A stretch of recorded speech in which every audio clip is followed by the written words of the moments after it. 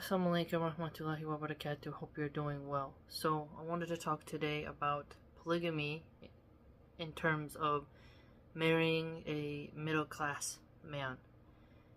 We often hear about polygamy of the upper class of men, which kind of goes without saying and has been talked about by every nation in reality because mistress culture has always been a thing. But polygamy, where a man can have a lawful, honorable wife, is something more restricted to Islam. And I wanted to talk about something that other sisters haven't really touched on. So, here's my pitch, and I hope you hear me out, ladies. So, it's easy to say, well, he has money, so I'll be his second wife, third, fourth wife. But I want you to understand that your middle class man, he may not have extreme amounts of wealth, but your private parts will be protected. And that should concern you greatly, because you have to look at your life and say, how long can you hold out? And are you sleeping around, racking up your body count, and then expecting to have a rich millionaire, billionaire sweep you off the ground and only being in a monogamous relationship with you? This is very unlikely for majority of the planet, I'd argue. And there is nothing wrong with having a middle class man. So, depending on what country you're from, the term middle class is going to vary. But in my mind, I'll put it this way. Somebody who can pay the bills on their own, who's willing to work to pay those bills, okay? Somebody who lives in a place that can allow you to have access to clean water, right? So indoor plumbing, all that, which majority of people in Western nations have. And your food. So I would say food in general, but I would tell you to pick someone who can get you organic food. All food used to be organic, but as Monsanto and other corporations took over and hijacked our food supply, food that doesn't have poison costs more. And with the rise in cancers and all the other diseases and the amount of pollution caused by big industrial farming, herbicides, pesticides, fungicides, there's tons of studies that show how the workers who spray those chemicals suffer cancer and more. And we could get into the deep dives, nitty gritty of it, but I don't think someone who's genuine would argue that organic food is worse than non-organic food. So let's just put it that way. And in some places it's 50, 75 cents more. It does cost a little bit more, but that's why I'd argue if your man will provide you with organic food, or at least as much organic food as possible, then you've won the golden ticket. And you have shelter in a safe community. So, there's a hadith that I posted on my second channel, Bibliophile Hermit, not too long ago. I talked about the only thing we're really guaranteed is food, bread, shelter, and clothing to cover our private parts. And a man also provides spiritual security. So you have the ability of getting married to a middle class man is that you protect your private parts, so you're not having unlawful intercourse, and you're having intercourse within a safe relationship where both parties involved are not risking adultery because they don't want STDs and whatnot. And then you have spiritual security, so you have somebody who can help keep the family fortified and strong on their path of Islam. Okay? Further, when considering marrying a middle class man, instead of waiting for your rich guy to ride a white horse down a mountain, you can consider his fertility. And you could consider his masculinity and the birth of Muslim babies. With the gold digger mindset, it's tempting to think that you're going to land one of these famous Hollywood guys or some popular influencer or streamer when in reality, that's not going to be a healthy lifestyle to raise children with. Most of those men are serial fornicators, have slept with countless women, and probably have a venereal disease that they don't disclose on their social media platforms. So, a middle-class average man is good for you because he's going to allow you to facilitate your spiritual journey and your motherhood journey with peace. If he's in shape, he'll work hard, 3 jobs, whatever it takes to take care of you. That's halal. And he's masculine, so you don't have to question his leanings. You don't have to worry about... I'll mind my tongue. But you don't have to worry about him doing weird things. And you don't have to become a trans widow, as they call them now. And his fertility is very important. So you can be fertile, but as sperm rates start to plummet among Western men, you need to really make sure that you're maximizing your fertility by matching it to his fertility. And so, don't think that you're going to use all your 20s just going to college and working and then put off getting married to your 30s and that you're going to get a rich millionaire, when in reality, you can build with a man, even though I know gold diggers, they have a slur for that called Barbara the Builder, but you can build with a man. And if he's going to work hard and he has potential, and he's going to provide for you, then you're going to be alright. And I would also argue that if you're a single mom, thinking that you are going to be like Jennifer Lopez, getting married 4 times and engaged 6 times, and it's just not really healthy for you. And I want you to also think about how many stepfathers are quite dangerous. I just watched yesterday on Explore With Us Crime, a stepfather R-worded his stepdaughter, who was 6 years old, and then strangled her with her own pants. And then he left her body in an abandoned house and then crawled back into bed right next to her mom. And she had no idea he did that. It was very sad. But it just goes to show the dangers of stepfathers. And so, there are some noble ones out there, no doubt.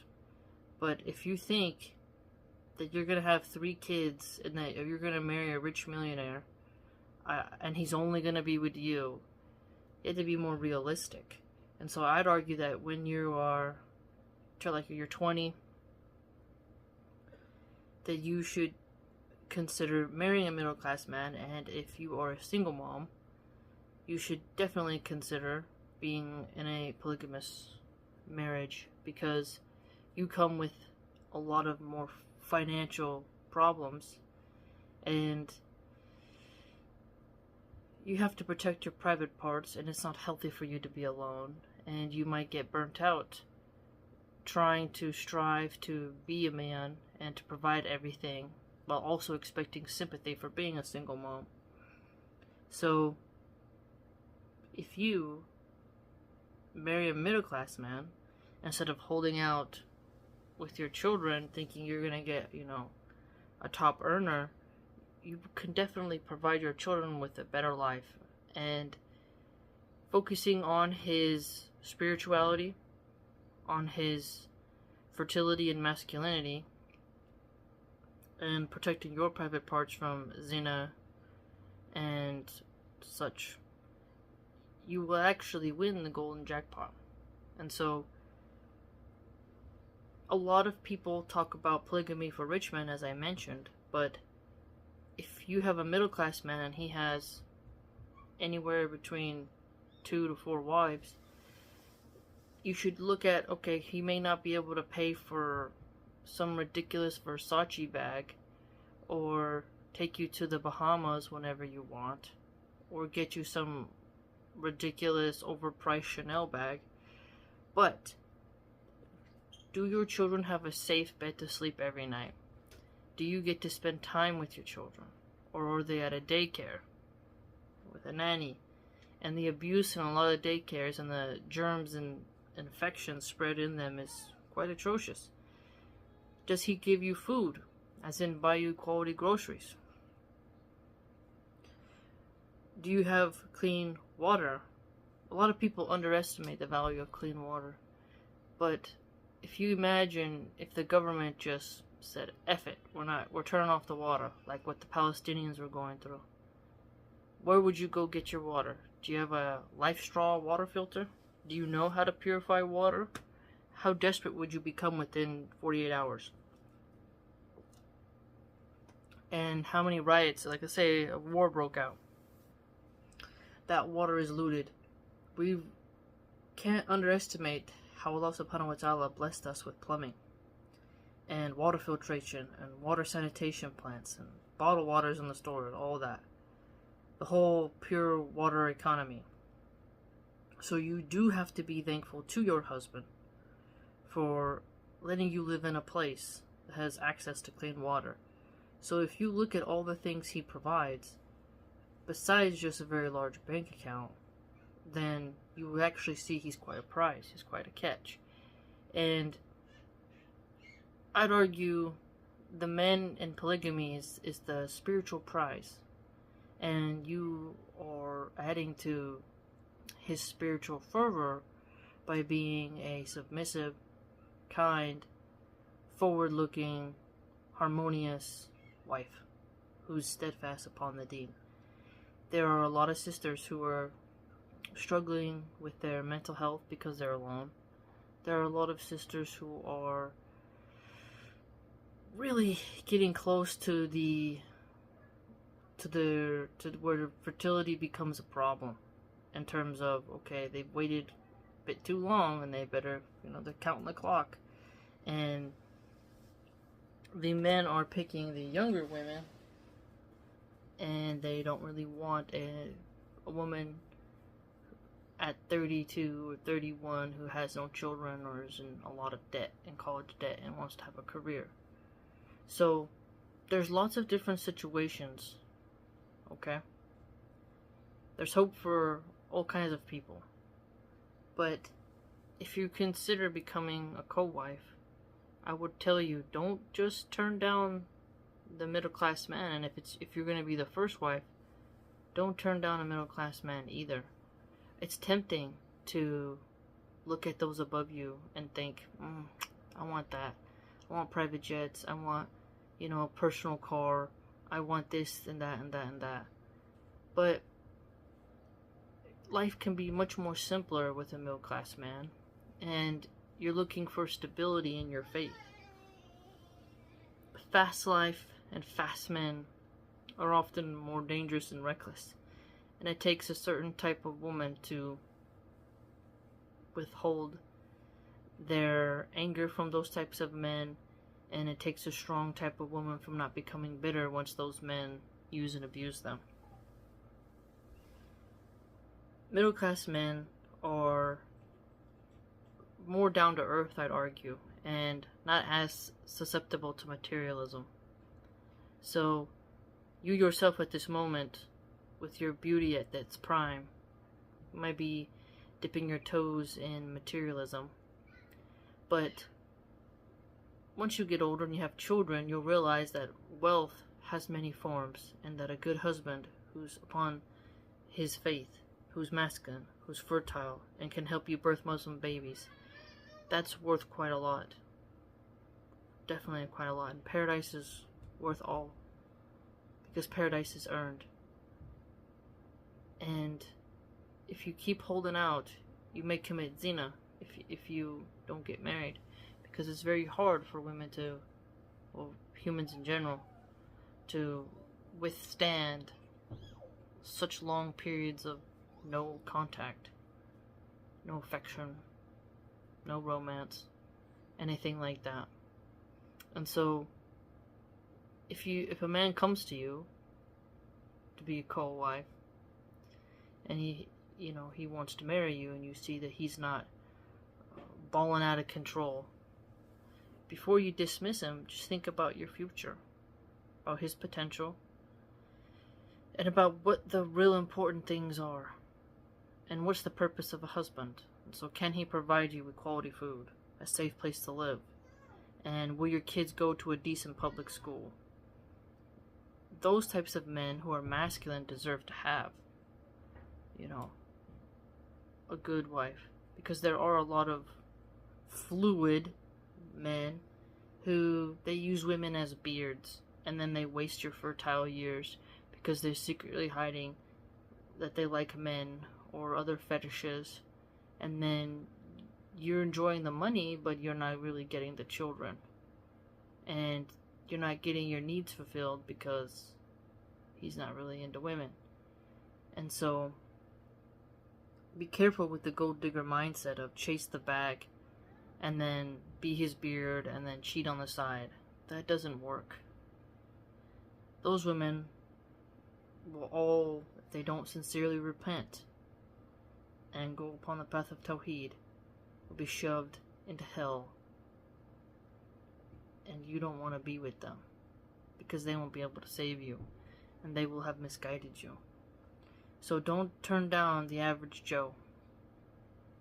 And men have already proven that they can have a roster of women and they won't even have a car. And those women kind of know those men are sleeping around. Yet those women still will share a man even though he's broke. So I always found that interesting. So mind it in your own psychology where I want him to be more money, I want this, I want that. If he can afford to put you in a studio apartment or a 1-bedroom apartment or a 2-bedroom apartment, that's pretty good, especially in some areas. In fact, one of my associate friends, she lives in an apartment that's pretty small, and it's $3,000 a month, $3,000 a month. And that's an apartment. And you're like, wow. It has some cool amenities like a private gym and whatever, but that's expensive. So if he can put you at least in a safe place to live, then you're pretty good. If he has a compound with land and you're able to have your own dwelling on his land in a rural area, there you go. Because there's different real estate and different prices for housing in different areas, so whatever works for you. But be mindful.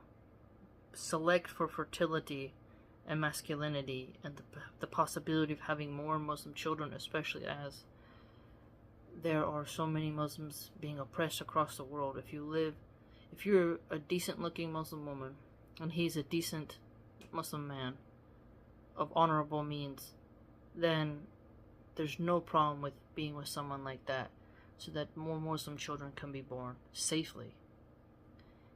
And you're doing a service to our faith by being fertile, while all the feminists pay money to have their kids aborted and stuffed into biohazard bags and shipped off and sold for parts. Well, you're keeping your children and you aren't falling for the materialistic narrative. Because a gold digger, you want a man to provide, but that doesn't mean that you have to expect your own private car, a newest model, these long lists of requests. Think about what you would actually need to survive instead of to be gluttonous. Then you'll really see a difference. Because Allah subhanahu wa ta'ala didn't promise you luxury. He didn't promise you happiness every single day. He didn't promise you that you're going to have somebody who's going to be super rich and allow you to fully control and manipulate him. That's not a thing. That's not a thing. So, consider this. And there's going to be lots of women telling you different messages. They're going to be real upset. But destiny is demographics. Think. And think about when you have a son, you definitely would want him to have a good wife. And if your son isn't balling out of control with money, you wouldn't want him to end up alone now, would you? You'd want some grandchildren, wouldn't you? So reflect. Let me know what you think. I'd be very curious to see some of your ideas, but remember, masculine men are becoming more and more rare.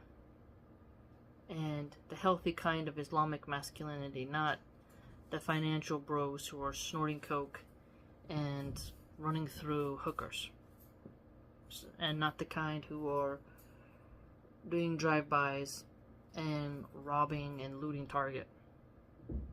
I'm talking about honorable Islamic masculinity.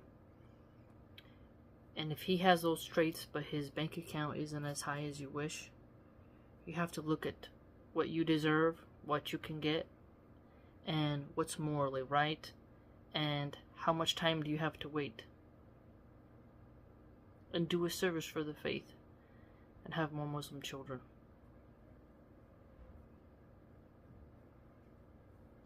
Very serious topic. If you'd like to support my work and read more about what I write, you can go to www.subscribestar.com/Milahan Archive. Hope to see you there.